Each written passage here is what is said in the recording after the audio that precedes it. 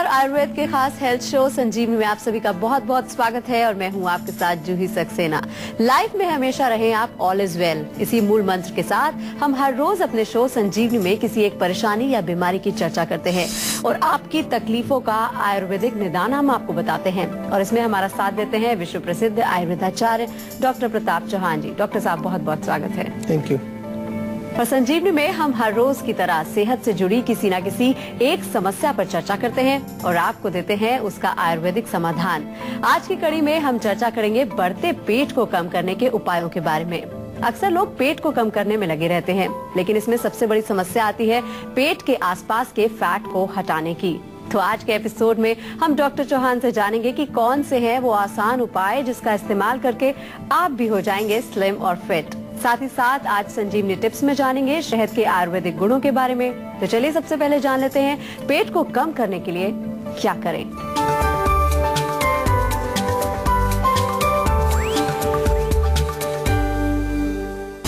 क्या आप बढ़ते पेट से परेशान हैं? क्या आपके पेट का फैट बढ़ रहा है? कैसे करें बढ़ते पेट को कम? पेट पर जमा फैट न सिर्फ आपकी सेहत बिगाड़ता है बल्कि आपकी लुक को भी खराब कर देता है। ऐसे में डॉक्टर साहब से अब जानते हैं कि कौन से कारण हैं जिनसे पेट की चर्बी बढ़ती है। जी डॉक्टर साहब बताएं, क्यों जल्दी होता है पेट मोटा? देखिए बहुत अच्छा विषय है, क्योंकि बहुत सारे लोग हैं जो पेट के फैट से परेशान है। पेट बाहर निकला रहता है, बेचारे थोड़ा सा खाते हैं फिर भी पेट बाहर निकल आता है। महिलाओं की भी बड़ी भयंकर समस्या है ये। तो हमें सबसे पहले कारण समझने चाहिए। हमेशा कारण ये नहीं होता कि आप बहुत ज्यादा खाते हैं इसलिए पेट बाहर निकला हुआ आपका। बहुत सारे ऐसे लोग हैं जो बहुत नियमित और बहुत कम मात्रा में भोजन खाते हैं, उनका भी पेट निकला हुआ है। तो क्या कारण है? सबसे पहला कारण है हमारा जो आहार और विहार। क्या खा रहे हैं आप, वो जरूरी है। चाहे आप थोड़ा भी खा रहे हैं, अगर आप बहुत ज्यादा मीठा खा रहे हैं, बहुत ज्यादा फैट वाली चीजें खा रहे हैं, तो उससे प्रॉब्लम आती है। मानसिक तनाव एक बहुत बड़ा कारण है इसके लिए। जो लोग मेंटली स्ट्रेस्ड रहते हैं, ऐसा एक पाया जाता है कि हमारे शरीर में जब बहुत ज्यादा तनाव होता है तो हमारे लिवर उतना अच्छा काम नहीं करता है, पाचन उतना अच्छा नहीं होता है। थोड़ी सी चीज भी हम जो खाते हैं वो पचती नहीं है और वो पूरा हमारे पेट के चारों तरफ फैट के रूप में जमा हो जाती है। मेनोपॉज महिलाओं में एक कारण माना जाता है कि जब उनका मासिक धर्म जो बंद होने लगता है तो कुछ ऐसे चेंजेस आते हैं शरीर में जिससे कि फैट जमा होता है बेली के अराउंड। आफ्टर डिलीवरी भी देखा गया है। कुछ लोगों में जेनेटिक भी होता है, कुछ लोगों में अपने परिवार में ही एक ऐसी जो एक बीमारी चलती है कि भाई पिताजी को भी थी फिर उसके बेटे को भी हुई, तो ये भी एक कारण है। और सबसे बड़ी चीज ये है कि आज के युग में अगर हम देखें तो हमारा जो सिटिंग पोस्चर है वो भी बहुत इंपॉर्टेंट इसमें जो है एक रोल प्ले करता है। अधिकतर जब लोग बैठे रहते हैं दिन भर, तो बैठे रहने से हमारे पेट की जो है मसल्स बाहर की तरफ लटकने लगती हैं अगर हम पूरा दिन बैठे रहेंगे। एक्सरसाइज ना करना एक बहुत बड़ा कारण है इसमें। और इसके साथ साथ हमारा अगर लाइफस्टाइल, जीवन शैली के बारे में हमें जरूर ध्यान देना चाहिए। आजकल की जो जीवन शैली है उसमें जो है खान पान का समय कुछ नहीं, देर से खाना खाना, रात को बहुत लेट खाना खाना, खाना खाते ही फिर सो जाना, सुबह लेट उठना, एक्सरसाइज ना करना, ये सब हमारे लाइफस्टाइल के साथ संबंध रखती हैं चीजें।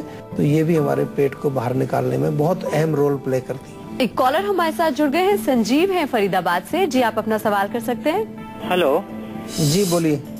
हाँ नमस्कार सर, मेरी वाइफ है, उसको अभी पॉलीसिस्टिक ओवरी सिंड्रोम की शिकायत डायग्नोस हुई। क्या इसका आयुर्वेद में सफल इलाज है? क्या लक्षण होते हैं उनको, क्या प्रॉब्लम होती है? मासिक उसका रुक जाता है सर, 2-2 महीने 3-3 महीने।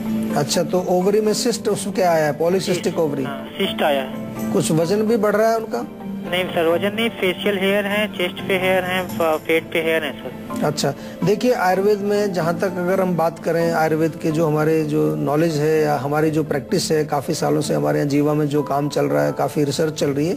बहुत सारे पेशेंट हमारे पास पीसीओडी के आते हैं, रिजल्ट्स बड़े अच्छे आते हैं। लेकिन मैं आपको बार बार बताता हूँ कि हर पेशेंट अपने आप में एक यूनिक पेशेंट होता है। हर पेशेंट की हम प्रकृति, उसकी देश, उसका जो है शरीर, उसकी जो है आयु कितनी है, उसकी जो है किस प्रकार के सर्कमस्टांसेस में वो पेशेंट रहती है, ये तमाम चीज़ों को हमें समझना पड़ता है। चिकित्सा का जो सूत्र है वो तो सिंपल है।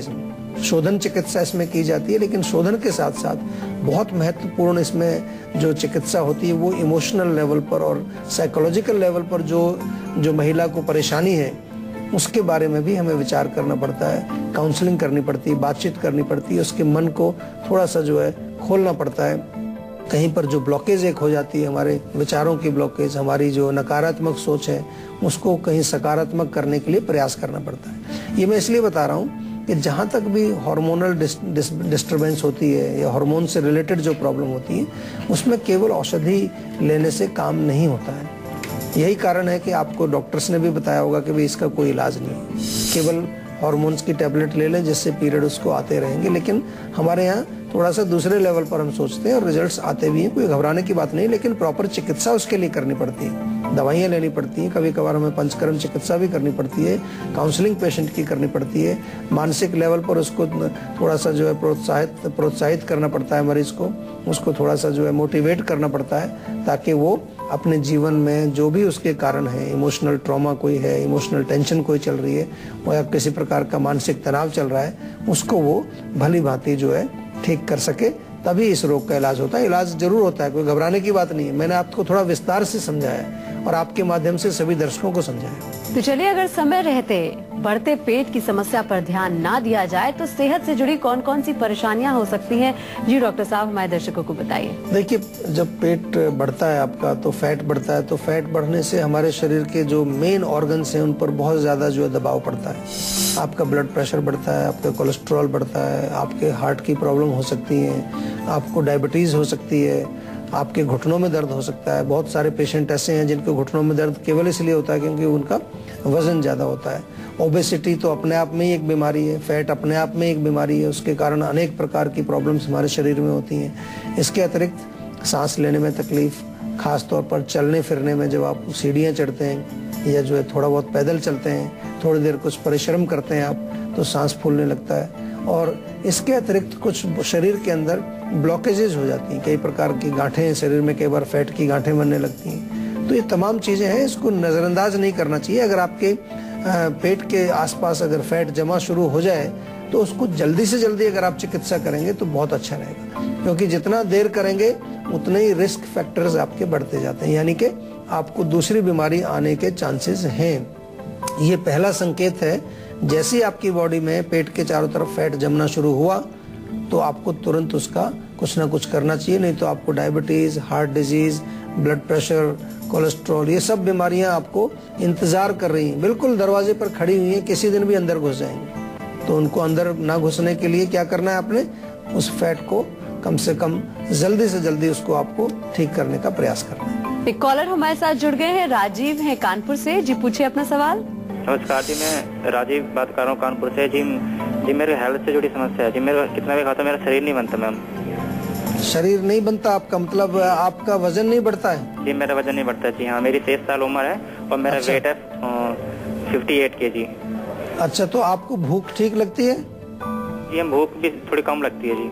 अच्छा, और कुछ शरीर में कमजोरी महसूस करते हैं? जी हम बिल्कुल सर, कमजोरी महसूस होती है शरीर में। अच्छा अच्छा, हाइट कितनी है आपकी? हाइट है जी 5'10". 5'10". अच्छा, हाइट आपकी अच्छी है, उसके कारण भी जो है कई बार शरीर थोड़ा और दुबला पतला लगता है, क्योंकि जो लंबे लोग होते हैं अगर थोड़े उनका वजन कम हो तो शरीर दुबला पतला और ज्यादा लगता है। लेकिन सबसे पहली चीज ये है जो मैंने आपसे पूछा कि भूख आपको लगती है कि नहीं, आपको कमजोरी महसूस होती है कि नहीं, बहुत आवश्यक है सभी लोगों के लिए। आजकल मैं देख रहा हूँ कि बहुत सारे लोग जो है इस चक्कर में लगे हुए हैं कि हम जो है बहुत स्ट्रॉन्ग बन जाएं, मसल्स हमारी बड़ी बड़ी बन जाएं और वेट बढ़ जाए, हम जरा तगड़े दिखने लगें। ये जरूरी नहीं है कि हर किसी व्यक्ति को ऐसा सोचना चाहिए। आयुर्वेद के अनुसार हम आपको समझाते हैं कि हर व्यक्ति का जो शरीर है, उसकी शारीरिक प्रकृति जो है, फिजिकल कॉन्स्टिट्यूशन सबकी अलग अलग है, उसके अनुसार ही आपके शरीर की बनावट होती है। तो जो वात प्रकृति के लोग होते हैं वो दुबले पतले होते हैं। बहुत सारे ऐसे लोग हैं कि बहुत उनका शरीर ज्यादा भारी भरकम नहीं होता है। कफ वाले अगर देखें उनके ऑपोजिट, वो थोड़े से भारी भरकम होते हैं, वो बेचारे कुछ भी नहीं खाते फिर भी उनका वजन बढ़ता रहता है। वात वाले जो है सब कुछ खाते रहते हैं, ज्यादा खाते हैं फिर भी वजन नहीं बढ़ता है। तो सबसे पहली चीज है आपको अपने शारीरिक प्रकृति का परीक्षण जरूर करना चाहिए। उसके लिए हमारी वेबसाइट पर जा करके आप एक टेस्ट है, उस टेस्ट में अगर कुछ प्रश्न के उत्तर आप देंगे तो आपको कैलकुलेशन करके वो लास्ट में बताएगा कौन सी प्रकृति है। लेकिन जैसा आपने कहा कि आपको भूख कम लगती है, तो थोड़ा सा मैं मान के चलता हूँ कि कहीं आपका पाचन शायद कमजोर है।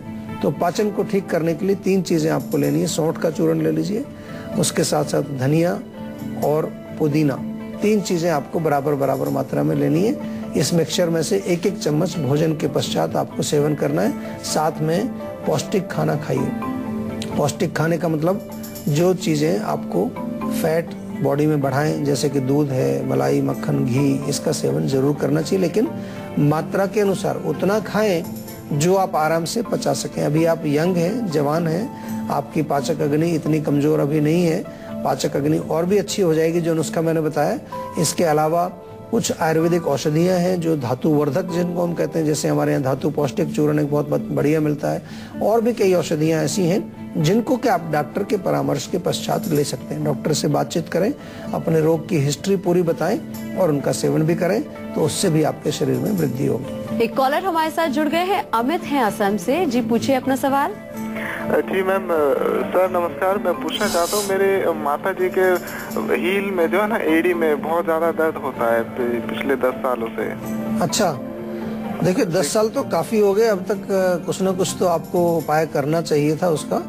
और एड़ी में दर्द होना बड़ी कॉमन सी प्रॉब्लम है, बहुत लोगों को होता है। हमारे यहाँ आयुर्वेद में वात रोग के अंडर इसको डिस्क्राइब किया गया है, यानी कि वायु जो हमारे शरीर में एक दोष है वो एड़ी के अंदर जाके रुक जाती है जब, तो दर्द होता है। तो थोड़ा रात को उनको बोलिए सोने से पहले गर्म पानी में अपनी दोनों एड़ियां, दोनों पैर 10 मिनट तक रखें, थोड़ा नमक डाल लीजिए उसमें पानी में। उसके पश्चात तिल के तेल से मालिश करके रात को वो सोएं।